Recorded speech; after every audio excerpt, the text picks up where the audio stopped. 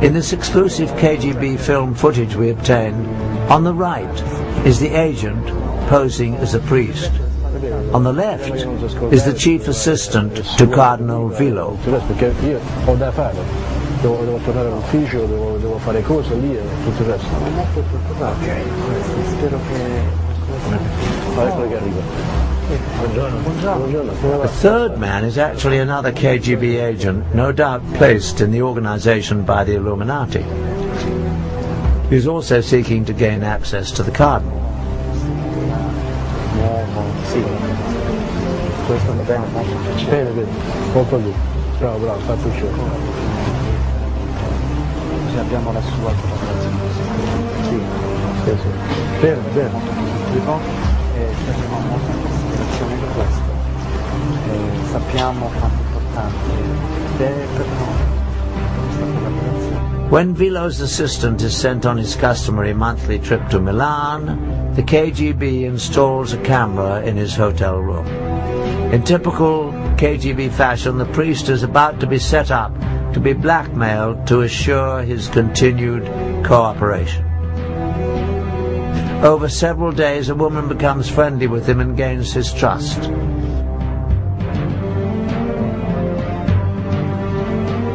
The film shows that the trap was well set.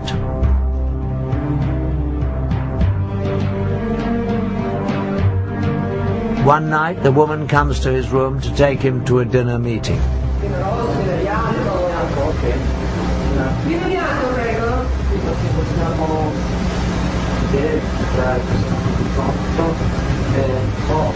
Ho soltanto del buon vino rosso che dice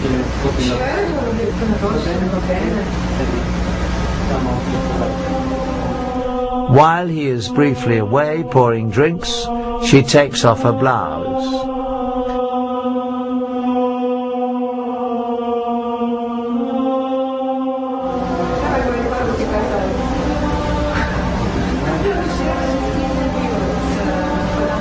The film ends abruptly. But no matter what the outcome of the encounter was, the brief shot of this priest with a half-dressed woman in his room is damaging enough to guarantee his future assistance in the surveillance of Vilo's activities. Certainly in the near future, the Illuminati-controlled KGB agents will begin looking for ways to manipulate Vilo himself. Once that is accomplished, they will be extremely close to the very heart of the Catholic religion, Pope Paul VI. But it appears that the Illuminati was not content with exerting only influence to control the Vatican. They sometimes resorted to murder. Since the founding of the Illuminati, a number of officials have died at the Vatican under highly suspicious circumstances, including 3 popes. In each case, the death of the official was timed so as to have a great political significance, the telltale mark of the secret brotherhood influencing world politics for their benefit. In 1939, Pope Pius XI was poised to release a statement condemning both the Nazis and the fascists, groups doing the kind of evil that the Illuminati would be behind. But before he could make the public statement, he suddenly died. A close assistant, Cardinal Tisserand, was heard to repeat again and again in French, "They have assassinated him! They have assassinated him!"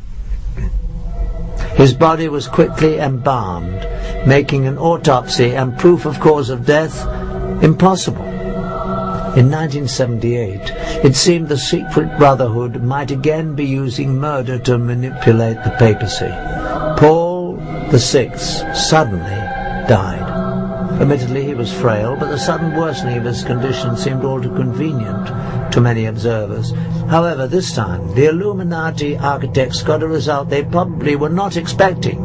A pope who would be at odds with them. John Paul I. Almost immediately after he took office, the new pope showed a great deal of independence. It seemed that John Paul had a special distaste for the corruption he had seen was rampant in the Vatican's finances.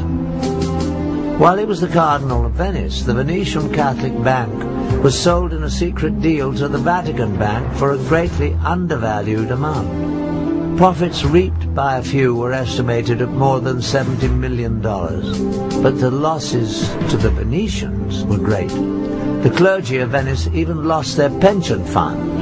Instrumental in the deal were bankers Roberto Calvi, his mentor Sindona, and the director of the Vatican Bank, Bishop Marcinkus.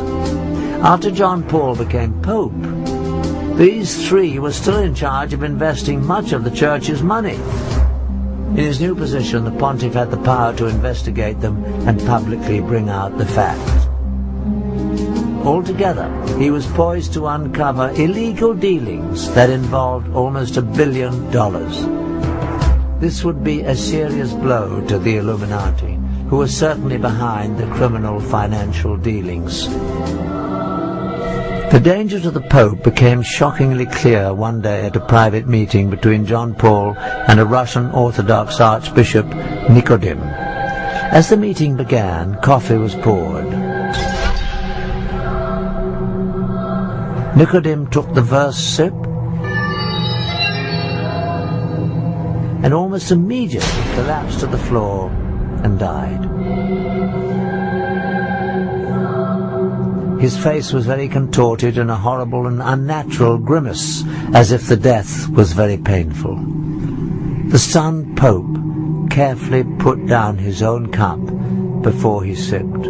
Certainly it came to his mind that the coffee must have been laced with poison that was meant for him. The official doctor, however, quickly proclaimed that the Archbishop had died from what had become the standard cause for deaths at the Vatican, a massive coronary. All the facts surrounding the mysterious death of the Russian Archbishop Nikodim pointed toward an assassination attempt and a cover-up. The Russian's body was embalmed very quickly after his death, without a prior complete medical examination. After the embalming, it would be impossible to perform an accurate autopsy to determine the cause of death, particularly if it involved poison. Also, the coffee the Archbishop drank was never collected for analysis, and no forensic investigation was ever carried out. Although the proof was gone, to many it was clear that the Pope had narrowly escaped being murdered only 10 days after he was elected. The experience proved so frightening that John Paul called a secret meeting with his top 4 cardinals to discuss the situation. The meeting took place on September the 28th, 1978. Only the 4 cardinals and the Pope were in the room. To this day, it is not known exactly what was said, but afterwards, the Pope was moved to take action. He ended the term of Cardinal Vilo as Secretary of State. This was the same Cardinal Vilo whose assistant had been blackmailed in the KGB films taken in 1972.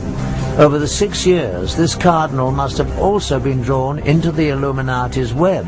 Removing him meant that the Pope had uncovered at least part of the dark secret. But even John Paul could not avoid his fate at the hands of the Illuminati.